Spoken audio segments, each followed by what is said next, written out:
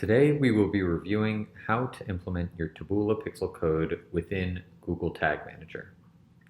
Starting in Backstage, navigate to the Taboola pixel subsection labeled Conversions. Click the Create Pixel button and copy the Taboola pixel code. Now, you'll need to navigate to Google Tag Manager and enter the Tags subsection on the left-hand side. Click on New and enter the tag configuration as Custom HTML Tag. Paste the Taboola pixel code on your clipboard into the field provided.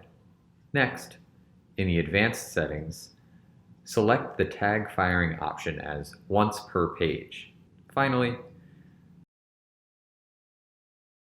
click on the triggering section and select all pages. Click Add.